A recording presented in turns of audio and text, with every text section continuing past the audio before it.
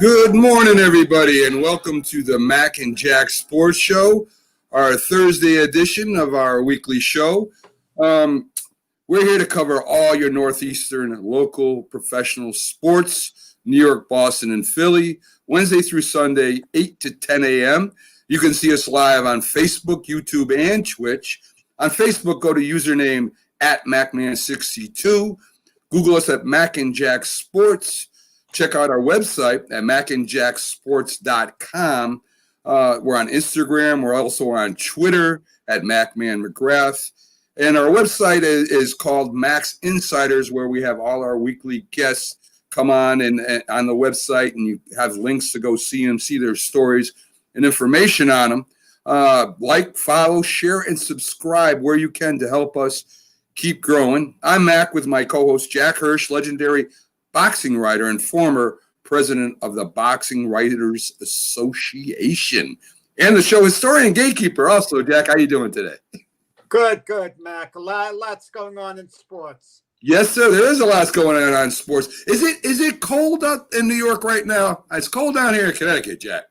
Well, what do you call cold, Mac? I mean, you like that football weather. To you, yes, cold I do. is like under 10 degrees. Right. 20 degrees, it's moderate to you. Right. Well, my wife, it's not bad. It's close to 50, and it's going to warm up the next. Yeah, it's my wife, Jack. My wife hates the cold, and I am her heat source. So she withdraws all the heat from me while I'm around her. So we got a lot of updates and sports info today. Of course, the biggest story is the NBA draft last night, Jack. So the Knicks, made some moves. The 76ers made a lot of moves. And the top five is what we said yesterday was going to be. I mean, it was pretty much what we thought. Anthony Edwards went to the Timberwolves. James Weissman, the center, went from Memphis, was picked second.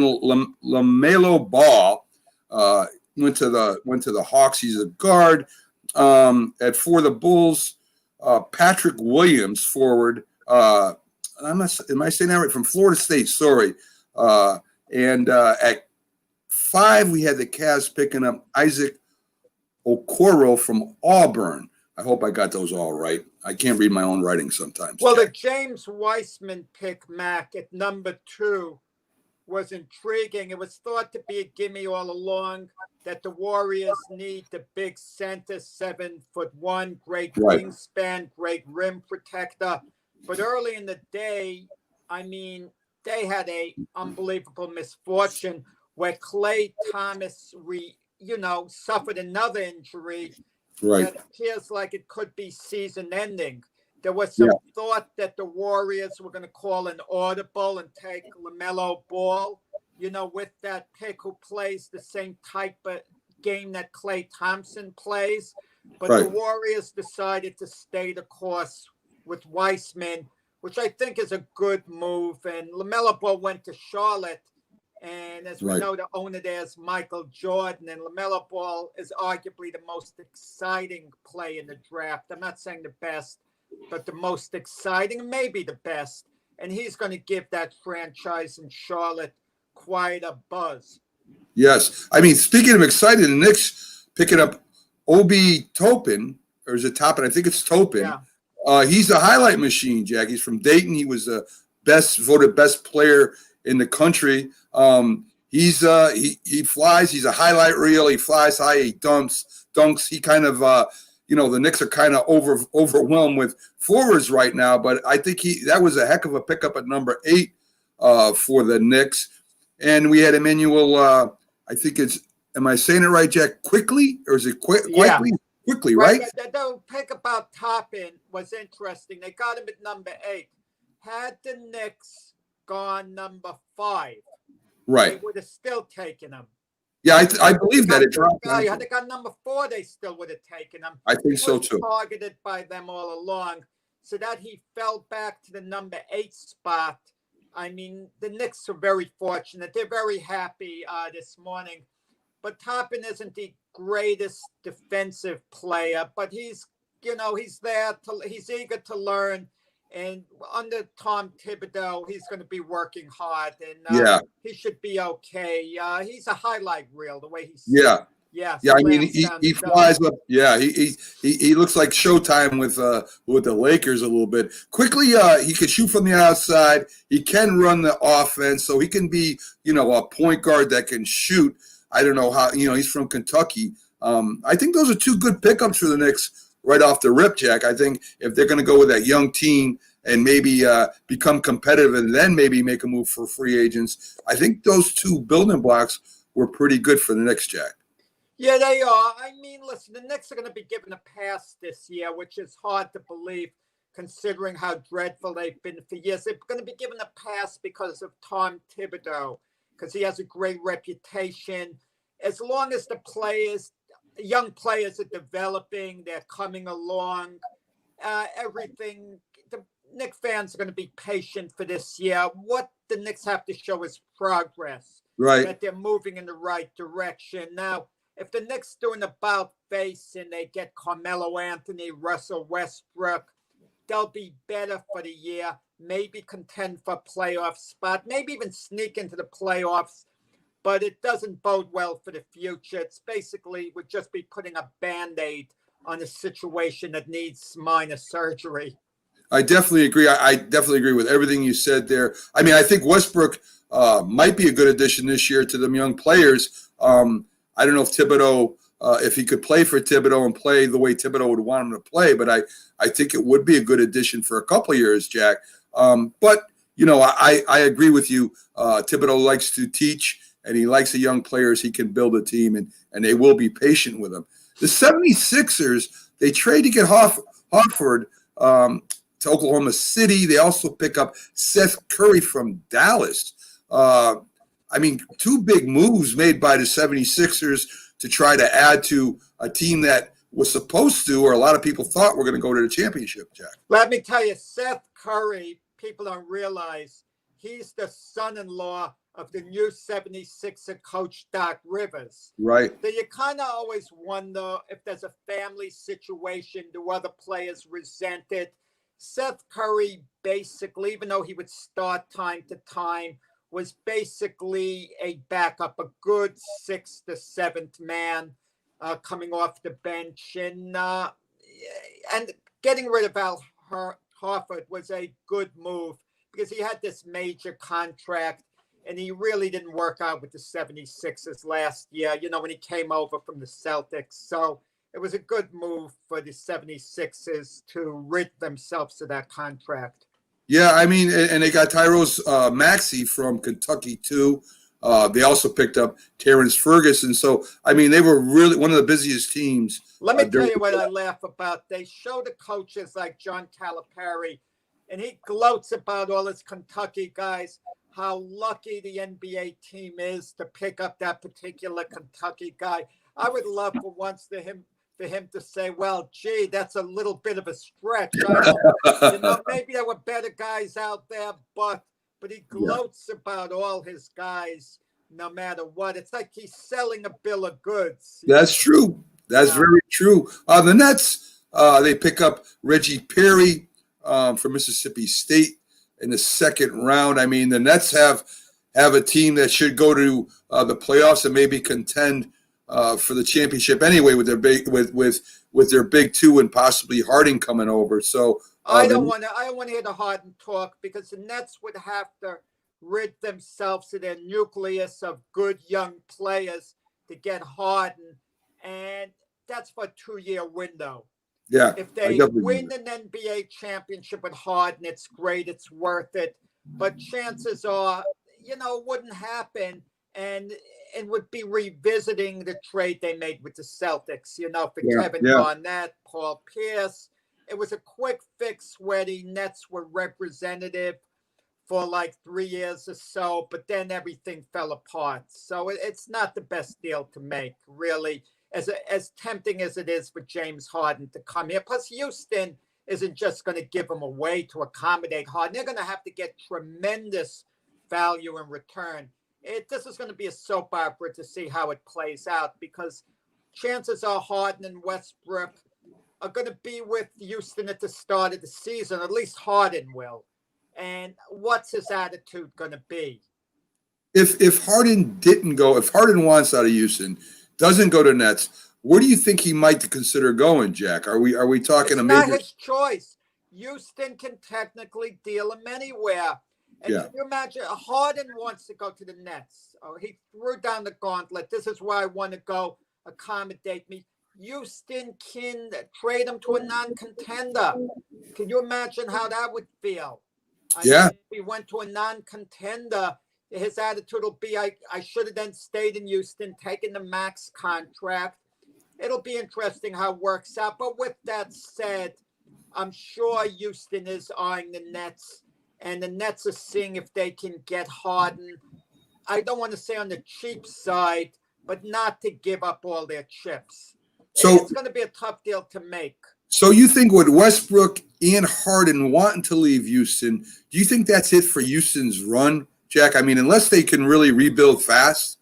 Houston's run happened, a couple of years ago when they lost to Golden State in the Game 7, where they shot dreadfully. Had they just shot halfway decent in that 7th game, especially Harden, they would have gone to the NBA Finals instead of Golden State. So, listen, there's talk of Russell Westbrook going to Washington for John Wall. Now, both of them have the big contracts. I mean, and Houston's not going to really want to take on another big contract, but they might not have a choice. A lot of times teams make deals that might seem a little lopsided in the other team's favor.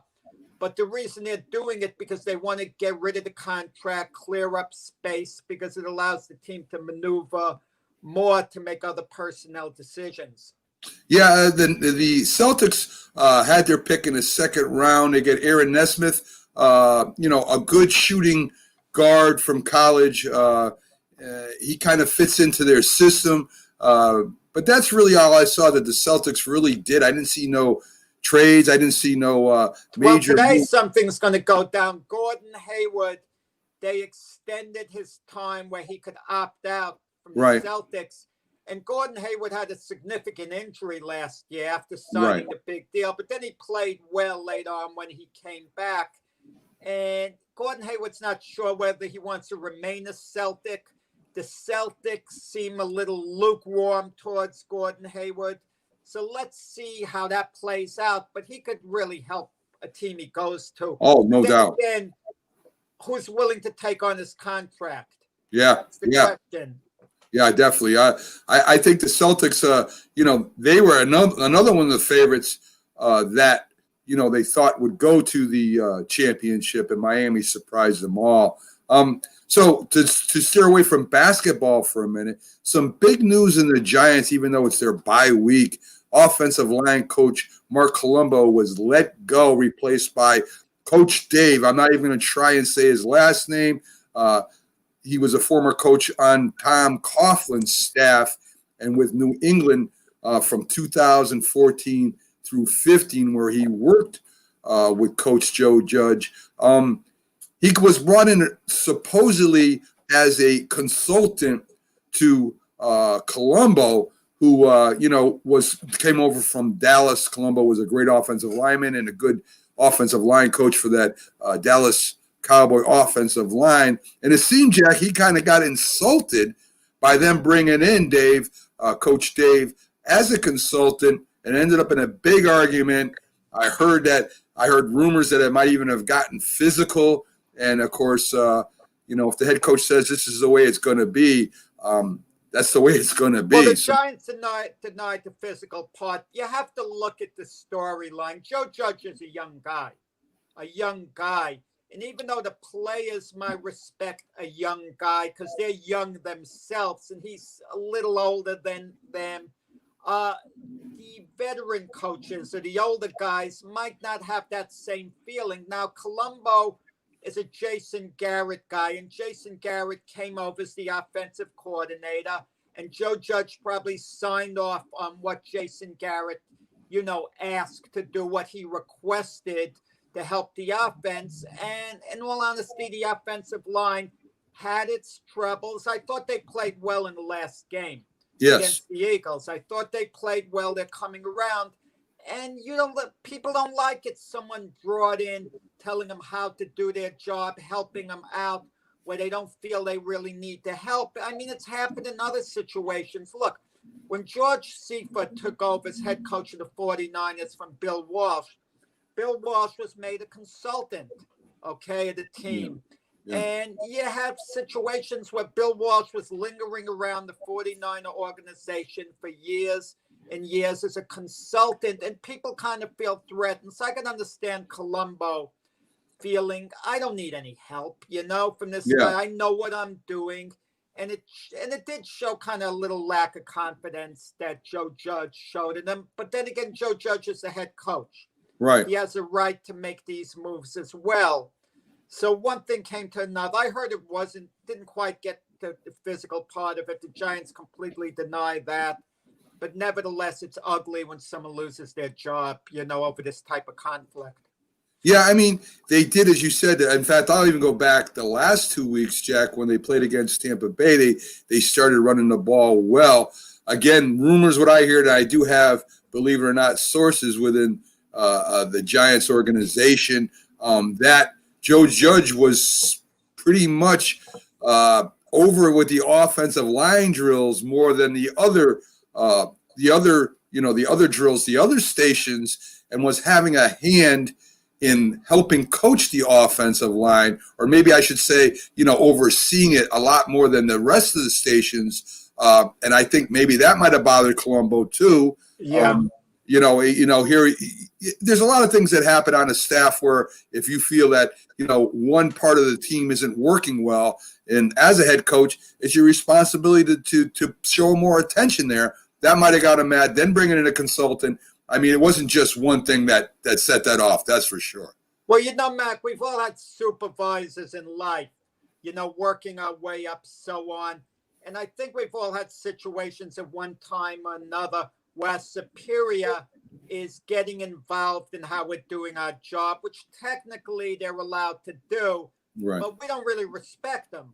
We don't think they know what they're talking about. We appreciate they're trying to be helpful, but they're telling us what to do the whole time. And it really just gets to be, a little too much. Sometimes we could, not quite have the patience with them because of a lack of respect. And I think underneath all this, Colombo really didn't respect Joe Judge's knowledge of the offensive line. He might be thinking, well, what's Joe Judge's background in this? He's a special teams coach. I respect his position, but let me do my job. And he probably sees Joe Judge allowing the other coaches to do their job, but paying more attention to him. And he kind of feels snubbed by, something like that. So but we definitely don't know exactly what went on behind the scenes, the feelings and everything like that. I mean, I'd love to get Colombo on the show to hear his version, but chances are, coaches now look elsewhere and so on. But to get fired, actually, that's heavy duty stuff. Yeah, and I mean, to bring on a coach after that, if he wants to work in the NFL again, he's really not going to badmouth the organization just because it won't make him look good, So, so that was interesting. Even with a bye week, the Giants getting the news. So we moved to the Mets and a former Yankee, Robinson Cano, who got suspended, for 80 games the first time he was caught, using PEDs.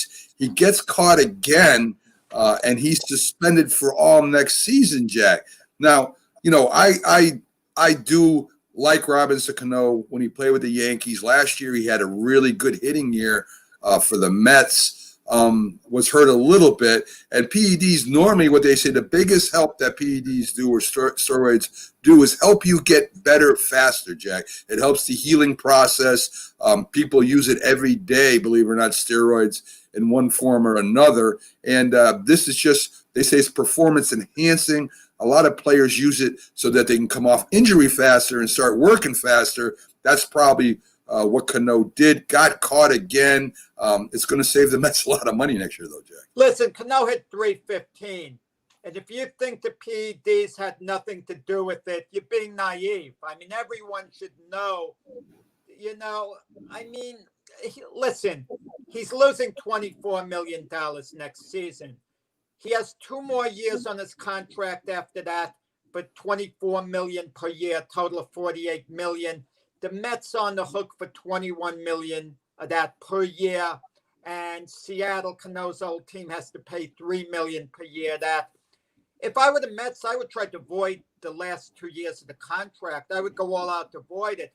Cano coming back after a year off at the age of 39, coming off a year layoff. I mean, what value is he going to have to the Mets? Yeah. At that point. I mean, his skills would be diminishing. And the reason for the layoff is not because he suffered an injury, because of illegal actions he'd taken. And if I were the Mets, I'd try to avoid the contract. But, Mac, what makes this so interesting is the DJ LeMayo situation now. With the money the Mets don't have to spend, with the $21 million that they're saving from their end, just think that if they sign LeMayo to, let's say, a 5-year deal, they decide they'll go 5 years, they can add on an extra $4 million plus per year onto the contract over what they were planning on paying before, because that's the money they're saving with Cano this year. Yeah. So it's going to be the DJ LeMayo watch is going to be really intense. I think it's going to come down to the Mets and the Yankees at the end. And if the Mets get DJ LeMayo, wow, that signals that there's a new era going on in New York baseball. Yeah, that would definitely grab all the headlines in New York. So that'll be interesting, Jack. Good point.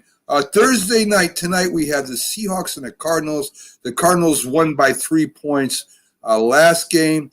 The Cardinals seem to be moving up the chain. Seahawks seem to be falling a little bit. It's a huge game for Seattle, I think, Jack. If Seattle does not win this game, it puts the Cardinals in the driver's seat for the conference, and maybe even helps the Rams out too, where the Rams got a big game coming up Sunday. Seattle could fall, a couple spots if they don't win. So this is a huge game for Seattle, Jack. It's a huge game for Russell Wilson, like 11 turnovers in the last 3 games. He went from an MVP candidate to, wow, his stock has fallen so badly these last 3 games. But we know what Russell Westbrook could do. He's a veteran. He's a future Hall of Famer. I think Seattle gets it together. They gather themselves tonight, and they beat the Cardinals. But if Seattle should lose, that's a snowball effect. Well, yeah. If Russell Wilson doesn't stop trying to do it all, if the Seahawks keep putting him in the position to do it all, they got a lot of problems in Seattle, Jack.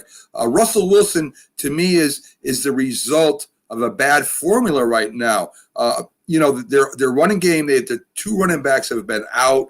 Their defense couldn't stop a nosebleed right now. Their defense hasn't been playing that bad.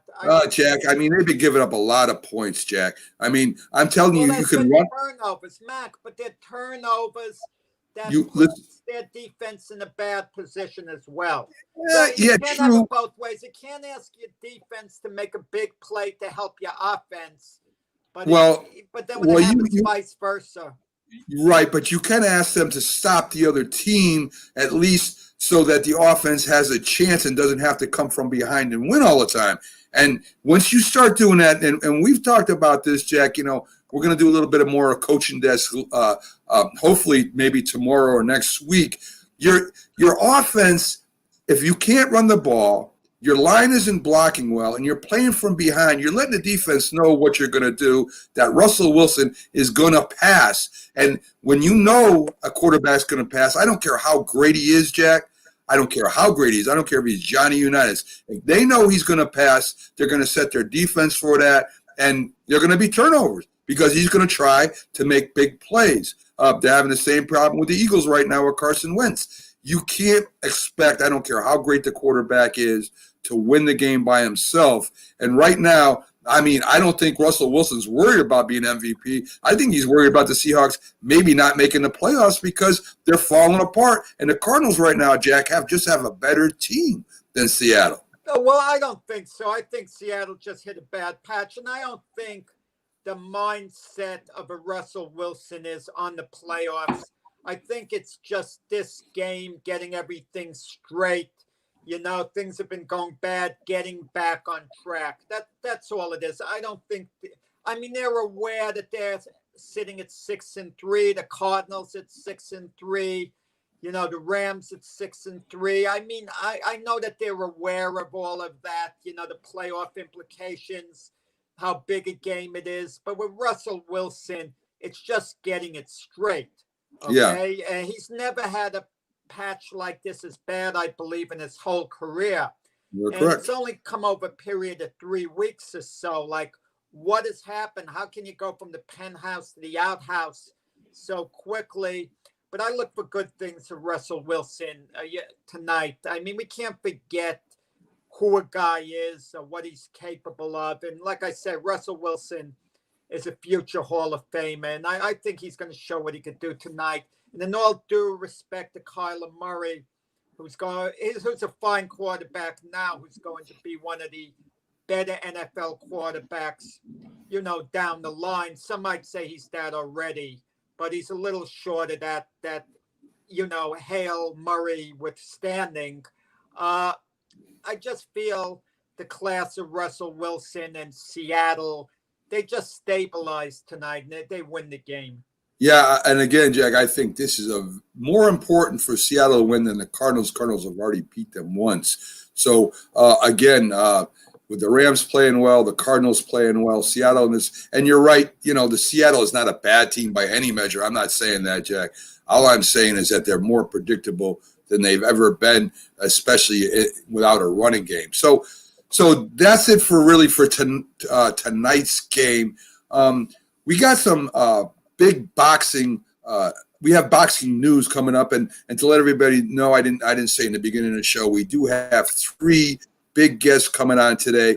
We do have the Iceman John Scully doing at 8:30, so he should be coming up in a few minutes. Former Golden Glove champion, former pro boxer, analyst, and also a trainer. We also have Joe DeGuardia, the light heavyweight contender. And a middleweight, that sounds better than Golden Glove champion, Mac. And a middleweight. You got to elevate these guests. Listen. Make them out to be, you know, really important with the viewers. John doesn't need no elevating. Trust me. Might say I was a Golden Glove boxer. Hey Jack, not 9-time Golden Glove boxing champion. That's for sure. But we also have Joe DeGuardia with Star Boxing Promotions. He's going to be on. President, the head guy, and he'll be on he's scheduled to come on at 9:00, and we'll talk about his company, who he promotes, and we'll get into some questions about promoters because we had a little bit of news. I'm going to bring that up probably even before Iceman comes in, and we also. No mercy, Mac. I won't. Questions. And we won't. Well, if I don't, I know you will, Jack. And we also have gym owner at Burn Fitness, Shaun Cerrone will come on, and we're bringing him on not just because we want to talk about his gym, which is probably Jack goes in that gym, probably a fine gym, probably a great gym, but with the rollbacks maybe coming again, going back to level 1 and the COVID virus coming up, and you know, it's been rough for all small businesses, places where people go, restaurants, gyms, you know, tattoo parlors, any small business you can think of has been really affected by the COVID virus. And if they go back again, I think a lot of businesses that hung in there are in a lot of trouble. So we'll talk to him about his gym. We'll talk to him about, the issues that he'll be facing if all that does come back again as it was. And backstage right now, just popping in, is one of my favorite guests, the Iceman, John Scully. Again, John Scully is a multiple Golden Glove champion, middleweight, light heavyweight contender, ESPN analyst, and trainer of champions, including one of the current light heavyweight champions, Artur Beterbiev. So let's bring the Iceman in. How you doing today, John? Hey, John. What's happening? We're hanging in there, man. We were just talking, of course, about the NBA draft and the Giants in the news and Thursday night football, but there's a lot of stuff coming up in boxing. A lot of good to great fights coming up. And there was, some boxing news with promotions that I'm going to touch on you about. I know that, boxer camps and promoters kind of got to get along because they're promoting each other. But I want to ask you that question first, Iceman. How much and how many times does the boxing camp, the trainers and the managers, how many times are they at odds with their own promoters? Often, quite a bit, more than you'd think. When I was a kid, I thought everybody was a team. I thought everybody got along and everybody was, in sync with each other. But the drama, I talked to so many fighters, and a lot of times the fighters tell me, I hate my promoter. like literally they say they hate him. And it's kind of funny to me just because I distance myself from the business end of things. I would never be a manager. I would never be a promoter, just too much. And that's part of the reason why, because I see the drama on a firsthand basis with these, even Artur, he left his promoter and I can remember a couple times being at fights or being at press conferences, and he wouldn't even look at the promoter. Like, he wouldn't even look at the guy. He wouldn't even talk to him. So there was like no communication whatsoever. So how big is the competition about signing boxers? I mean, either the promoter lets them go or the fighter decides to leave. How big is the competition out there for really good fighters, John? Oh, sure. It's like a swarm. And I'd say this, like, it's a fact that there are guys who constantly, and I've seen it, like constantly are trying to steal fighters. Like that's a common practice. I've seen guys tell a fighter, hey, if you're having problems, here's my card. Give me a call. We can work it out. And I'm standing there. I'm like, this is so dirty. This is so dirty. And that's like a whole nother subject. But the people in boxing, like the ability to steal from each other, from friends, so-called friends in the game, and is mind-boggling, but it's just the way it is, and I've been around guys. If you saw me talking to a guy and you think we were friends, you say, oh, it's your buddy, huh? And I go, nah, I don't like this guy at all. He's dirty. But I need him. We need each other because we're in the business, we're in the game. We have to organize different things. But there's so many guys in the game I know who I can't stand these guys and what they stand for, what they do. But I have to talk to them. I have to at least acknowledge their existence. A couple of them I've been able to excise from life. But the boxing game is a different kind of game. That's for sure. Well, I think what Mac is basically getting to is the Terrence Crawford situation. Terrence Crawford's considered now by most to be the #1 fighter pound for pound in the world, consensus. But he just hasn't gotten the mega fight because the other top welterweights, for the most part, are promoted by the PBC, by Al Heyman. So right. Is it dishonorable, for example, someone associated with Al Heyman to just, if they saw Terrence Crawford and looked at what he was getting paid by Top Rank, which isn't bad. I mean, I'm not knocking Top Rank because I think that they're the single best company in boxing. And that's just my opinion, nothing more than that. And say to him, look, you're getting $3 to $4 million a fight, but if you fought for us, you would double the amount. And they would mean it. And they would really think that they were looking out for Terrence Crawford as well as themselves.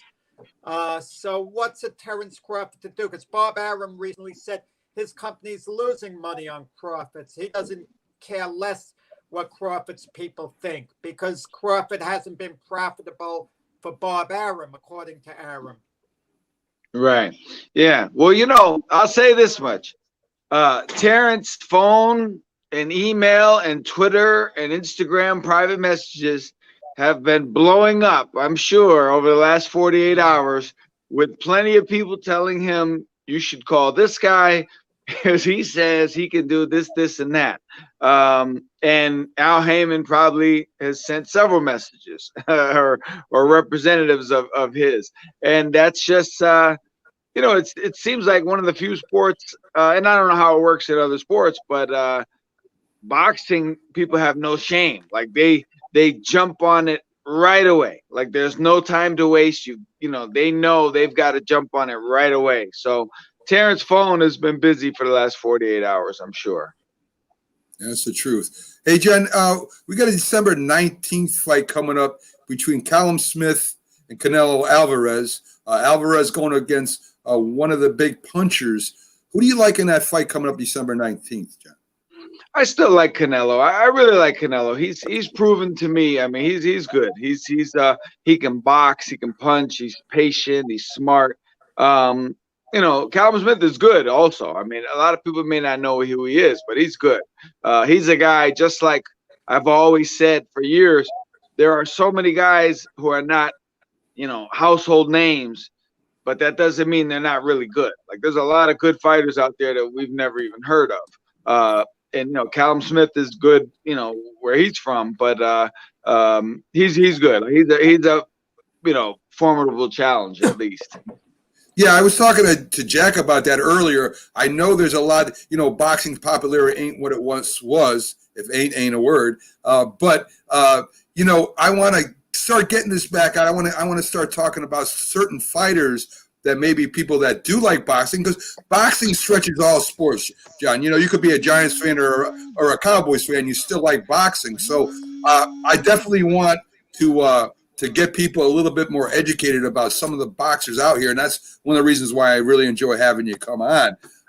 Right. So I know you don't want to talk about the 8-rounder between Tyson and Jones because that's all just celebrity stuff, but you do have, we've talked about before, Errol Spence versus Danny Garcia. And do you still feel, I mean, that Garcia, this is his best shot at maybe getting to a title? Yeah, of course. I mean, this is people are, you know, they want to fight Errol Spence right now. Like you want to catch him the first fight out of the gate. And you know, so yeah, and Danny Garcia, but he hasn't fought in a while himself, you know, so that's a very, very questionable fight in terms of the possibilities. But if Danny has a good chance, I mean, this is his best chance right now. You know, it's funny thing. This fight reminds me, the Spence Garcia fight, of a conversation I had interviewing Jerry Quarry in the 1990s. He talked about fighting Muhammad Ali in Ali's first fight in over 3 years after he was forced, where he wasn't allowed to fight because of the situation and not going into the military. And Quarry said, I wouldn't have had a chance in hell of beating Ali, you know, in his prime, not a chance. But that Ali coming off the layoff, I felt I could have beaten only because he'd been off so long and I was in the best shape of my career. So, right, this reminds me of it, because if Errol Spence was at the top of his game, Danny Garcia would have little chance in this fight. But because of the automobile accident and Spence being off and all, we just don't know. And that's what makes it intriguing. It is a fight that Danny Garcia is thought to have a real chance in, because we don't know which Errol Spence is going to show up. Right, 100%. And you know, and on that note, just a history. There John goes. went down. There I'm you back. go. Hold on. Tony floored him. It was a tough Did you one. get caught? Did you get caught with a right hook over there, John? What Yeah. happened? Hold on. Okay, we're holding, John. We're in a holding pattern right now. You got it. There I you know go. I know a little about boxing, Mac. Yeah, You we can talk to me. keep meantime, covering. Hopefully, I'll be like a fill-in between what you know. This reminds me, John's the main event, but sometimes in the fight before it ends early, it takes a while for the main eventers to come out because they need them to warm up more. Yeah, I don't know when they're coming on. I think John was sparring with somebody and we didn't see it, so we'll bring him back up. He's back again. John, you got to look out for that uppercut, my friend. You got to watch out for that. I'm back. All of a sudden, my phone just took off. Hey, I got a question to ask John. I keep forgetting each week because he's on a James Toney kick. And I know Tony is the ultimate old school boxer. For pure skills, no one's better than James Toney. For pure skills. But what happened with Robinson Cano yesterday, PEDs. And I don't want, Tony was caught. Tony was caught. The John Ruiz victory, which was a massive victory in his career, doesn't count. It shouldn't count. And I don't want to hear, well, he showed he was superior to a heavyweight, and that shows the great fighter Tony is. It did show the great fighter Tony was, but Tony really, there were issues with PEDs. And there were issues with other great fighters with PEDs who weren't caught, but we know were on them, and we can't mention their names for obvious reasons. But James Toney, and boxing's different from baseball. Robinson Cano is never going, in all probability, he's not going to make it into the Hall of Fame because of that. As Barry Bonds and Roger Clemens haven't gone into the Hall of Fame because of, the PD situation. Why is boxing different? Why should James Toney get in the Hall of Fame while the baseball players, are being left out? That's a tough question, Mac. You see, I put him on the spot. Yeah, you did. You always hey. I mean, look, I'm not a fan of, man. My phone is. Am I in line with you guys? Can you see right me? now? You are. John If you don't move, you're great. Flinching now. I think you're bobbing and weaving. I'm looking at the screen. I'm looking at the screen. You guys are looking straight at the screen. I look like I'm looking off to the side. You're centered right now. Okay. They're looking at our screen from different angles, so they might be facing you exactly. So, Go ahead, John. I'm not a fan. You want to go on to the next question or what? No. Hey, I'm not a fan of PEDs. James, he messed up in that fight. He failed the test. But by the same token, I mean, it would seem to me, and it's not an excuse, but it's just a point of reference. Like baseball players are using steroids constantly, like every game, all season. That's what they do. Like I say, I told you last time.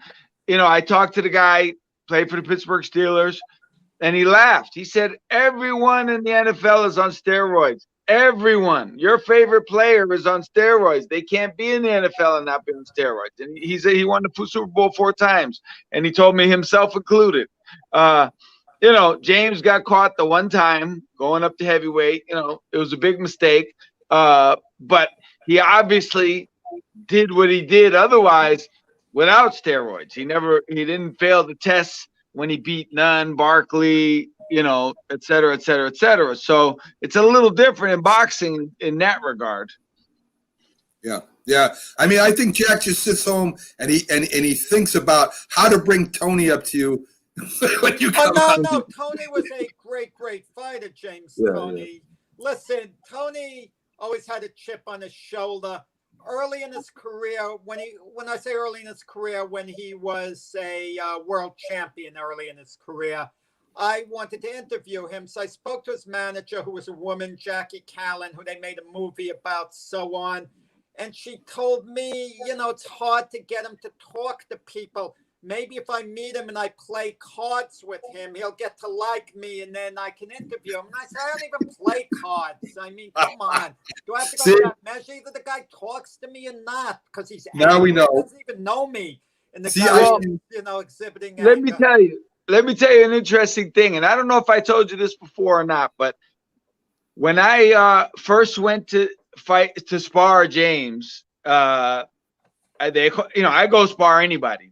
I'm very excited about sparring with guys. So when they called me to spar, I remember thinking, I'm not even gonna talk to this guy. Like he's got a bad attitude. He's not a good guy. So I just want to spar with him, and that's gonna be it, right? I go. I had the greatest training camp ever with James Toney. Like we had so much fun, and he was so much fun till this day. I mean, I see him last year at the Hall of Fame. I mean, we have such a good time. I never had more fun, and I've been to a lot of training camps. I've never had more fun than the James Toney training camp. He was so fun and just different. He wasn't. He's in the ring. He was very hard, and I mean, he used to talk trash, and we would talk trash to each other brutally. I mean, it was vicious. But away from the ring, I got to say, like James is one of the most fun people I've ever met in boxing. I have to admit that. So now we know why Jack has something for James Toney, because James wanted to play cards and he didn't. So now we know. James Toney's name, Matt. I'm just kidding. Getting into the Hall of Fame this year in the modern category. And it's going to be interesting to see whether James is one of them. I disagree with John saying they should do away with the Hall of Fame if he doesn't get in this year, because of the only 4 can get in. Floyd Mayweather and Vladimir Klitschko clearly should get in ahead of James Toney, clearly, okay? But the other 2 names are intriguing: Andre Ward and Miguel Cotto and James Toney. Only 2 of those 3 can get in. Now, it's okay to give an opinion James Toney belongs ahead of the 2 of them. I mean, it could go either way with those 3 guys, but one of them isn't going to make the Hall of Fame this year. So that's going to be interesting to see between Andre Ward, Miguel Cotto, and James Toney, who's the odd man out. But whoever's the odd man out, it's inevitable they'll get in a year or 2 anyway. Yeah. Right. So Iceman, we got Anthony Joshua scheduled to fight Kubrat Pulev. Am I saying it right? Pulev? Yeah. What do you think? Do you think Joshua is just using this as a warm-up fight? I mean, do you think Kubrat has a chance at all of beating Joshua? I mean, Pulev is good. I mean, I wouldn't say he's anybody's necessarily tune-up fight, but Joshua's good. I mean, Joshua's exceptional. He's elite. I would, if I'm going to bet, I'm going to bet on Joshua. But Pulev is, I would say, a live underdog. He's not I wouldn't necessarily say a gimme, but certainly Joshua's the big favorite. So bothers me, yeah, man. Bothers me if I'm a backer of Joshua. He's got all the talent in the world, and when he did stop Vladimir Klitschko, Joshua was fully committed in that fight. If he's not fully committed against a guy like Pulev to fight hard to the very end, no matter what, Joshua's the type of fight I get the feeling you could break the way Andy Ruiz did by just coming at him and putting pressure on him. You've seen a lot of fighters like that, John. I'm sure they have an enormous skill level, but you could just break them by just coming at him, and eventually they'll falter and cave. Right. I mean, and there's the mentality aspect. It's a given that every fight, you would think like every guy is motivated for every single fight, and that's not always the case. I mean, if you're fighting Mike Tyson, you're going to be a little more motivated than if you're fighting a much lesser guy, as an example. And going back to James Toney, I was just reading about this fight the other day, and I'm sure you remember very, very well when he fought Dave Tiberi.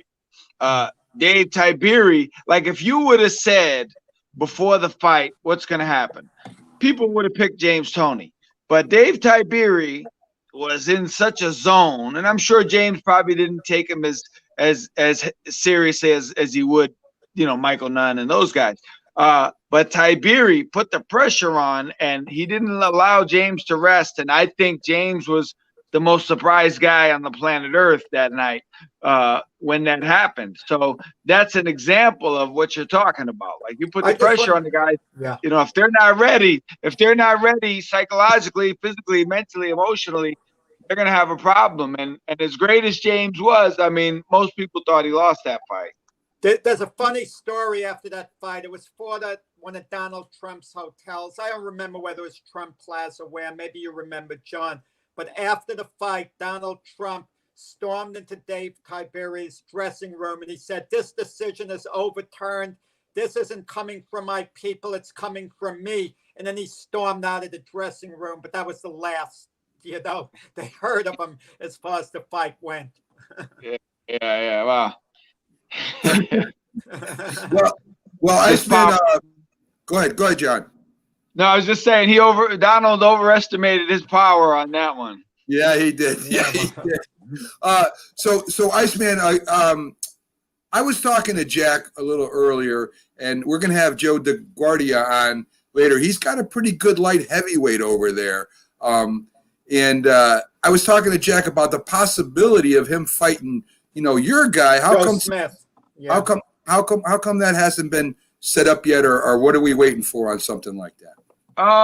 Just with the COVID hit, and Arthur had other fights. I mean, look, I like Joe Smith. Let me say this: I like Joe Smith. Good puncher. I met him. He was a really cool kid. What he did with Hopkins, regardless of Hopkins' age, I mean, you still have to go in there and do it. And he did it. And he did it with other guys. But Arthur's a different, for that kind of style, that's a tough proposition for Joe. Wait. Isn't Shaun the guy who picked Alida Alvarez to beat Joe Smith in the last fight? There you go. Well. But listen, Arthur would beat Alida also. I mean, Arthur's a different level. Arthur's power is a different level. Believe me, a different level. Like there is no level. He's the only one on that level. Well, spoken like a true trainer, Jack. It really is. So, yeah, you gotta feel like that about your guy. So, Iceman, thank you for coming in again. We love having you on every Thursday. You bring a great perspective and great information to boxing. I mean, you're still out there sparring. You're sparring at home, as we saw, and with the phone. So stop the sparring, John. You gotta take it easy. I want to show you. Listen, I want to tell you a quick story. I want to tell you something that happened to me the other day. Go ahead. Literally, I'm trying to get where I was standing. I was standing right here in my garage. Here's the heavy bag. See? Yeah. Right? And it was kind of cool because I'm training this guy, and just a regular businessman. We do personal training in my garage. So the phone rings, and I pick it up. We were between rounds, so I pick it up on speaker so I can hear, and he's hearing. And the guy starts talking, and I'm like, man, I don't know who. I said, who is this? It was Mike Tyson. Wow. He just called the other day, and so hey, what's up? And we talked, and he's never called me before. That's the first time I ever talked to him on the phone. Oh, wow. And I just say, like, for a guy, he's fighting Roy Jones, first fight in 15 years. Sounds really good. Like, sounds really laid back, really, And on that note, just if you talk about that fight, I was telling someone last night, I just hope that fight. I hope nobody gets hurt and nobody gets embarrassed. Yeah, 8 rounds. I love both guys, Well, yeah, Matt. 8 rounds is quite a long exhibition. I mean, we're talking almost a full fight. That's not like 3-round exhibition. So hopefully, and it's a long time for emotions to come into play. And I've been saying, if Roy starts feeling good and moving, and all of a sudden he starts catching Mike, and he starts having flashbacks to his old days, Mike may not appreciate that. You may trigger something there. 8 rounds exhibition is a long time for something crazy to happen. I look for Tyson, even though it's an exhibition. That's going to be 100% exhibition. They're going to go through the motions, 8 rounds. So Tyson's going to knock him out quick at this stage. But my feeling is, if Tyson wants to continue and he indicated he wants to have other matches, so-called matches, even though this is an exhibition. He can't go through the motions. If he knocks Jones out, there's going to be a demand for Tyson. Yeah. And think of it along the entertainment value for the average person. I mean, you could still sell Mike Tyson as a fighter, as incredible as it is, not to us, not to hardcore fans, but for entertainment value. You could sell him for future fights, and you could even have, as incredible as this seems, some people, not us, whispering, could he take Joshua Fury? I mean, you'll have people 100%. that way. 100,000,000%. If he looks good with Roy, you are going to see 1,000 people on your Facebook page talking about he could beat Joshua. There's no doubt in my mind that that would happen. No Mac doubt. is going to be one of them. Mac is going to be asking the next. Oh, listen. I just hope Mike doesn't get hurt. I hope Roy don't get hurt. And I hope they have a great exhibition and it entertains people, because that's what it's all about.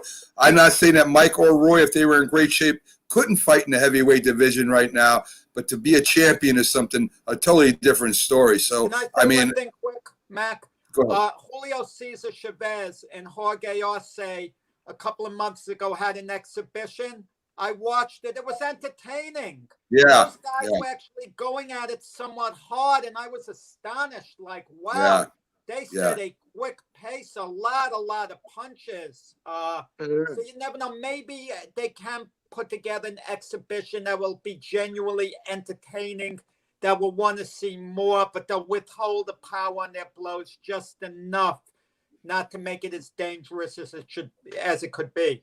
The only thing that scares me, guys, is that somebody gets ticked off and the juices start flowing, and then that's when people. I don't know how you can control that if somebody catches you. I don't know how you could do that. Again, hey John, as Linda told you, we're open to having Mike on the show, so let's see what happens. Yeah, okay, my friend. Listen, you and the 4,000 other people that want him on their show. I know. I just figured I'd give it a shot. The Iceman, again, unbelievable guest. We have him on every Wednesday for his insight into boxing. He has all different insights, from a boxer to a trainer to an analyst. He's an incredible guest, and we're lucky to have him. You have a great day, John, and hopefully you have a great Friday and weekend. All right, guys, have a good time. I'll see you. All right. Take care. So it's funny how you get interviews wanting to speak to people. It's hard to nail them down. I wanted to, in 1988, I tried to get an interview with Mike Tyson for a magazine story I'm writing. And I just happened to be calling his promotional group when he was in the office. So they put him on. If I didn't catch him in the office at that moment, I wouldn't have gotten him on. And Evander Holyfield, 6 weeks before he had his rematch with Tyson, I see him in the airport. Wow. Like a weird thing. So I sit next to him in the airport, get the interview. But if you try to set it up formally, it becomes difficult to pin someone down. A lot of times you have to catch a guy on the fly. I mean, I have no grandeur of trying to interview Mike Tyson. Believe me, I don't think that's possible. But hey, he called Iceman, so maybe, who knows? In 2006, I was given an award by the American Association of Professional Ringside Physicians, a media award. Mike Tyson attended the function because Jose Sulaiman, the head of the World Boxing Council, was being honored there. And Tyson was with a great Australian fighter who also trained him, Jeff Fennick. Tyson had a little too much to drink. He was happily drunk, it seemed. Right. In a good mood. The banquet is over. Everyone's clearing out, and Tyson is hanging around. And I have a photo of this. He comes over to me very sheepishly, and he says, Jack, congratulations. And I'm thinking, this is Mike Tyson coming over to me to hang out. It's like he was looking to kill time, had nothing in particular to do. But, of course, we walk out into the lobby, and then he's recognized in the casino hotel in Las Vegas. And then people start swarming them. But definitely. These guys, like John's right, so many people are requesting Mike Tyson to formally, set something up. Becomes difficult because Tyson intend to do it, but if you say, "Oh, can you come on next Thursday?" He doesn't know. Yeah, what the he might not. schedule's going Yeah, on. But if you definitely, call definitely. this morning, He's got other handlers. So backstage right now, we have the great Joe DeGuardia, promoter at Star Boxing, the president over there. He's also an attorney and won the New York Golden Gloves. Took over Morris Park Boxing Club. He promotes numerous boxers, and we're happy to have him on. And Jack got him on for us, and so here we bring on Joe DeGuardia. How you doing today, sir? hey Joe, Yeah, how are you guys? Hey, how's it going? We just had the Iceman on, Iceman John Scully, and we were talking. Iceman was saying that your Joe Smith wants no part of Artur Batebiev. He wants no part of him. I'm instigating. We're instigating. You know we live I might be.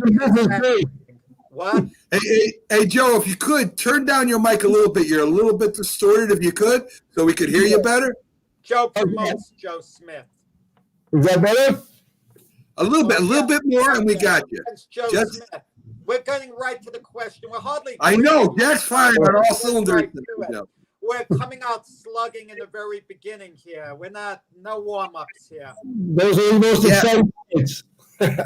Yeah, I think it would be. I think Joe against Artur would be a great fight. The light heavyweight division doesn't have a lot of potential contenders. You got one. Top Rank has one. Let's get it together, Joe. Yeah. Let me cut in. We should give Joe an introduction. Joe has been promoting a ton of years, and the venues he's promoted at have been amazing, from major venues to smaller ones. He promoted in front of a sellout crowd in St. Petersburg, Florida, the third fight between Roy Jones and Antonio Tarver. But my favorite promotions were like the small ones. He runs at the Paramount Theater in Huntington, New York, and talk about a beautiful, cozy venue. That's the Paramount Theater. The people who go there have a ball. It's more than just boxing. It's a wonderful night out for them to see the fights at the Paramount. And every seat is a great fight. A great seat for the fight. He promoted at Yonkers Raceway, and that was my favorite venue. It was kind of like in a barn, but it was so unique, to watch boxing there. And he's handled and been involved with a lot of top fighters throughout the years, and he's as qualified as anyone to talk about the business. Definitely. Thank you, Jack. And you've been certainly going to those shows for a long time, back in America's Raceway days. Let me tell you my biggest complaint about all boxing shows, Joe, all of them, not just yours, but all of them. They end too late. I hate main events starting close to midnight. Especially when you start getting older and you got the long drive back. I mean, they've got to do it a little more like baseball, where the main event ends maybe about 10:30 and not really past 11. I hate these main events that end 12:15, in the evening. Is there any way that could be worked out? Look, I mean, that's all economic. And giving the fans too, because there's always a give and take. If you're going to start a show at 8:00, then in order to do a 2-hour show, the fans may say we didn't get enough work, we didn't get enough action. And then you also have to measure how many fights there are on the card, what kind of knockouts there's going to be, if there's going to be a knockout, so you want some extra fights. And you can't start too early because you got to get the fans after work. Or whatever the situation might be on a Saturday, whatever it might be. So it's a give and take. But I agree. I don't like when the main event goes off at 12:30, or 1 o'clock in the morning sometimes, because it starts a little late. Joe, why don't you tell us about a little bit about the business? How you got involved. What it took to build. I mean, I've interviewed Bob Arum before. We've talked to other promoters to build Star Boxing. What did it? I think it started in 1992, if I'm correct. when you really started doing this. What does it take to build a promotions company to represent boxers? Well, look, I mean, it's a daunting task. You know, I grew up in the sport. I was in the gyms from when I was as early as I can remember. I mean, I remember being in the gym at 5 years old. You know, every day going to the gym and, you know, first boxing and competing and the like, but, you know, being around the game throughout my whole life. So for me, it was a little different. You know, I had, as Jack had mentioned, I won the Golden Gloves. I was fighting for the United States boxing team. I had met a bunch of fighters. You know, I had basically lived with fighters my whole life.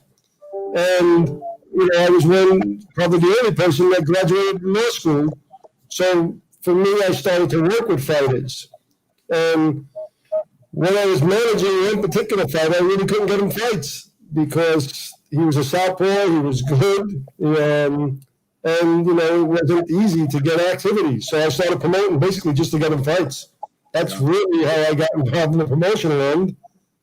Ended up at Yonkers Raceway. The series started to boom, and you know, I liked it. I thought I could do more for the sport by promoting as opposed to just managing, and ultimately moved into promoting full time. But it's a difficult process for somebody to get into. Who do you have right now, Joe, in your stable? We know about Joe Smith. Who else do you have that you see has potential at really challenging for some belts in your stable right now? I got a whole host of guys that I have the guys that are ready to fight this year in 2021. You know, we were looking for title fights for them in 2020, but unfortunately COVID happened. But you know, from the guys that are already there, you know, the Joe Smith, he'll be fighting for the championship now. Yesterday, we just got the order from the WBO that he's going to fight Maxim Valasov for the vacant WBO championship. That fight will take place very early in 2021. So, you know, he'll be fighting for the WBO world title, light heavyweight. Then Chris Algieri, which we, you know, unfortunately because of COVID, we've had to push off a couple of his fights. But, you know, he potentially could be fighting again for a title soon. Cletus Selden was right on path to fight for the championship of the world until COVID hit. So in 2021, depending on how, you know, we are with fans, he might be in that kind of situation. And then I have a whole, you know, host of other guys that are just on the precipice. You know, and that we're developing and building. I mean, I have, you know, guys out in the running that, you know, follow the mark of the guys that we've developed out there, from Tyrone James, an exciting, good fighter, you know, straight down to the guys we have in Europe. You know, I have a couple of big heavyweights out there, a bunch of new signings we've just done. I have Carlos Taken, who was supposed to fight. You know, we were neck and neck to get the Tyson Fury fight for December 5th, but that fight's off now, obviously, because Fury's fights are off. So, I mean, we have a whole range and a whole host of guys, and, you know, a lot of guys I'm excited about, and I really can't wait to get back into action. You know, as Jack has said, for my fighters, so we can get them back going. And, you know, we were really poised for a spectacular year before this happened. I had a lot of things in place, a lot of new deals in place. So, you know, we were looking for a great year for 2020. Unfortunately, COVID hit the way it hit everybody else. But as Jack mentioned, you know, I got a thriving place out in Long Island, the Paramount, and it is not just great because of what it gives to the fans, what it gives to the fighters, the kind of activity, but the place is just so vibrant and, you know, fun. I miss it. You know, I did so many shows there, and you know, I miss the people out there. I miss the owners. I miss the fans. You know, it's a different kind of feel, and you know, it's a small family. So I'd like to be back out there, and I'm looking forward to it. Do you have any estimate about when you think you might be back at the Paramount? That's just impossible to put a timeline on it. As soon as New York said you're allowed to have the fans, but you can't survive unless you're allowed full capacity. Correct. It's like the Paramount. They can't just say 25% capacity, and it wouldn't pay for you to open up then. No, no. No, we need to be able to, put the fans in there. And plus, look, it's a certain vibrancy when you have the fans that, that's always been our mantra, even from the Yonkers Raceway days, Yeah. have that activity, have that fun. So, we got to get this behind us. And, once it's safe and we can go forward and do this. And, I'm expecting that, and I think that should be pretty soon. I'm hoping you're right, especially with that vaccine on the horizon. Hopefully they can get that going where people can actually go out again without all these rules. I want to talk to you a little bit about the competition between promoters. Bob Arum of Top Rank came out. He kind of, I don't say badmouthed his fighter, but he kind of put him down even after the victory when he won in the 4th round, saying he's losing money with Crawford. And of course, we got Dana White, who has nothing to do with boxing. I don't know why he's saying anything. But Eddie Hearn came out and he said, he'd be happy to sign him if he doesn't want to sign with Top Rank. When you're promoting a fighter, don't you think that public remarks like that should be said? Something should be said between them privately or between the camp and the promoter, and you really shouldn't be doing that, especially when your fighter won the fight. You know what I mean, Joe? Well, look, I gotta say, I'll say this. The way I might handle something might be different the way Bob might handle something, or Eddie, or somebody else. And I have my opinions on it, and my opinions on how I would do things. But the flip side of the coin is, Bob's, coming up on 90 years old. He's been a stalwart. I mean, he's been in the sport for many, many years. Very true. The game.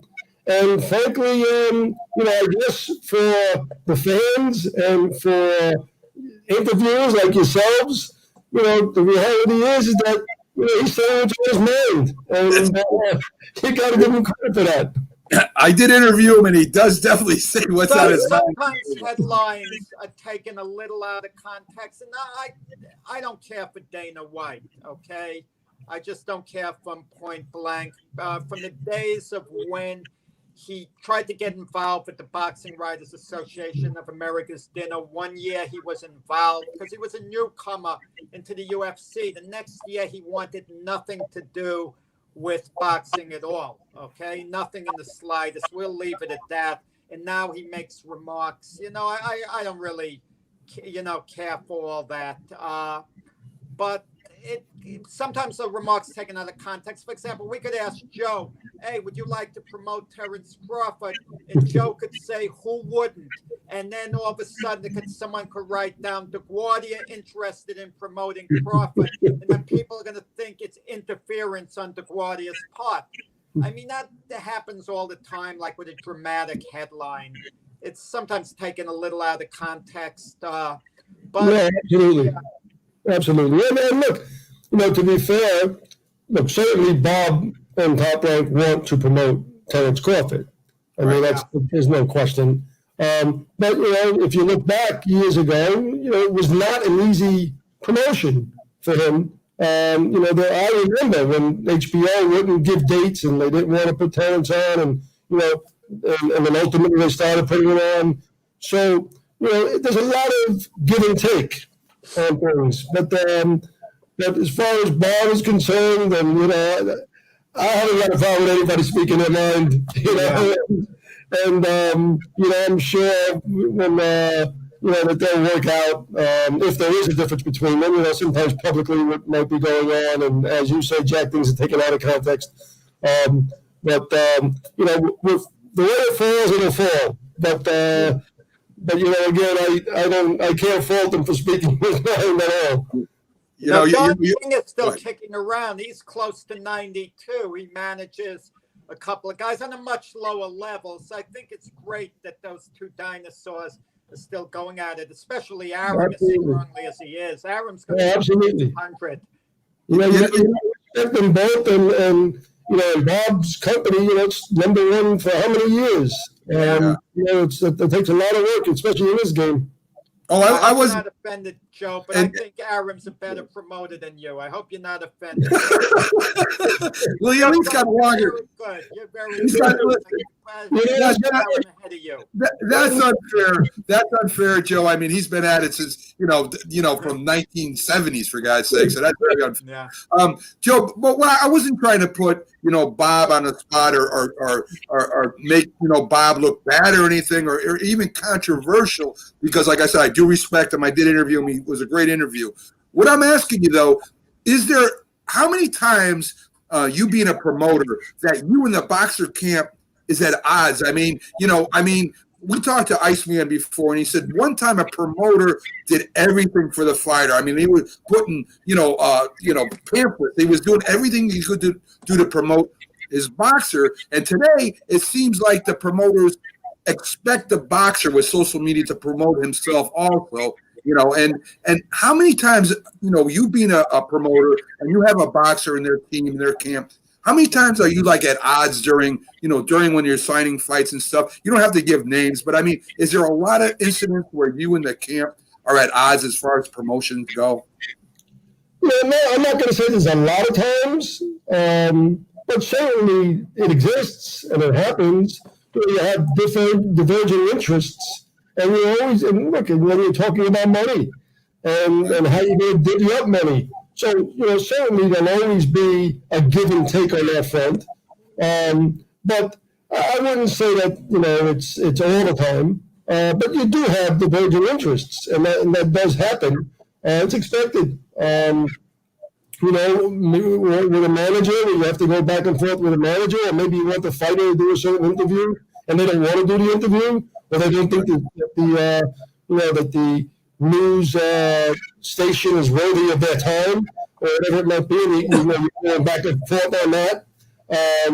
So those types of things happen, and you could have those kinds of give and takes. But it happens in every business. I don't really look at it as being anything personal. I mean, I've had experiences where I was disappointed with fighters, and I felt that we did everything for them, and you still have to hear certain complaints that occur. But again, it's human nature. It's the nature of business, and I see it happen in boxing, and I see it happen in regular business. You see it happen in corporations amongst the people right within the same corporation. Sure. When you look at a big business and how businesses run, so that's going to happen, and it will happen. I don't put that much emphasis on it, because I'm always trying to look to get my deals done and let's move forward. So the best thing in the world is when you have somebody on the other side who's sharp, who knows the business, knows the numbers. For me, it's always been better when the other side knows exactly what's going on, knows what kind of numbers really exist. Because the more they know and the more reasonable they are and the more informed, you can make a deal. It's when the people that don't really know what's happening and don't really know the business and come up with crazy ideas, that's when things tend to get to where you don't make a deal. And for me, you're looking to make a deal. Gotcha. Mac, Joe, if you have a pound-for-pound list of promoters, he would rate towards the top, because what people don't realize, Joe has less to work with than these other big companies. For example, Bob Arum's Top Rank, they have that great deal with ESPN. Eddie Hearn's Matchroom promotion, they have a great deal with the Zone, where they have that influx of big cash coming in. Joe's got to be a lot more creative. So think of what Joe does, being a smaller market major league team competing against the New York Yankees and now the New York Mets, with DeGuardia. So it's much harder for Joe, and Joe's got to be a lot more creative to get things done. Right. And Joe, one last question for you.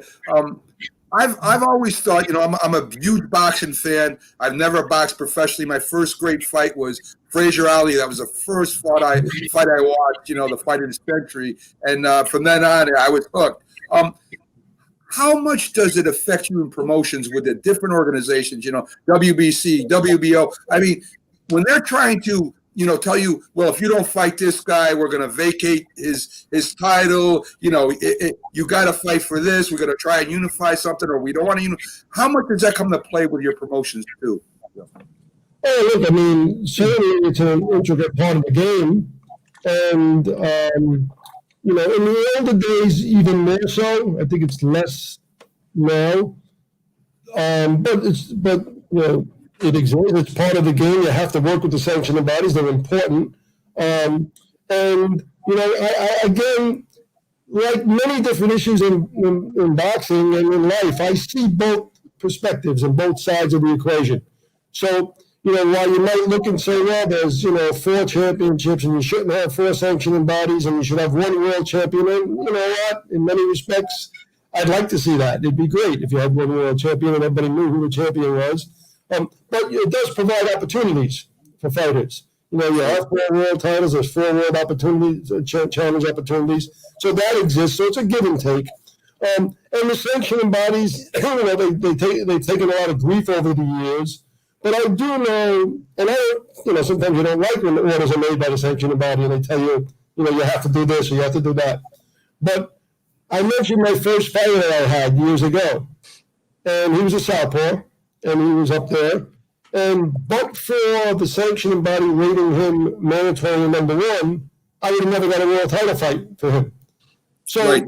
you know, you look at both sides and say, you know, there's some value there. You know, anything else in life, you know, depends on where the scale is. It's got a bit balance and tip, but you got to keep it somewhat in the middle. Right. Very great point. Great point, Joe. You got anything for him, Jack, before we let Joe get back to his business? No. Well, we miss Joe not running the shows at the Definitely. Paramount Theater and elsewhere.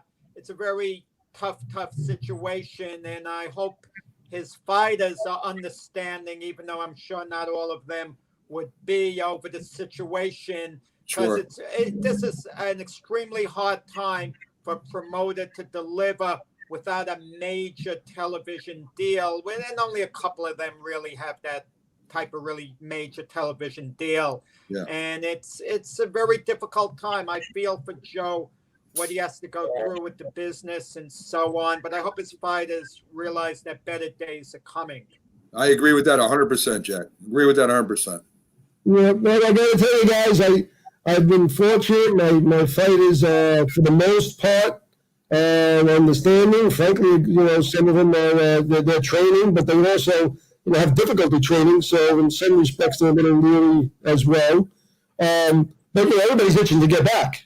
You know, we'll all get through this. You just got to persevere. You know, it's like you know, you got to be like a Rocky Marciano, right? You could be losing the fight straight through. Yeah. But you got to persevere, keep going, get up, and eventually, you know, you'll come through. Just one last thing, Joe Smith. He's on the brink of signing for a fight right now, correct?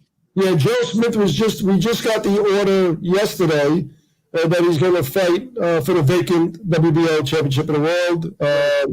And that's going to take place probably, I would say, probably before the end of February. We're working on the dates now. And it's all set. He's going to fight Maxim Valasov. He's you know, big Russian, 45-3 record. He's was a cruiserweight, came down to light heavyweight. He's rated top in the world as well, and it was part of this elimination tournament.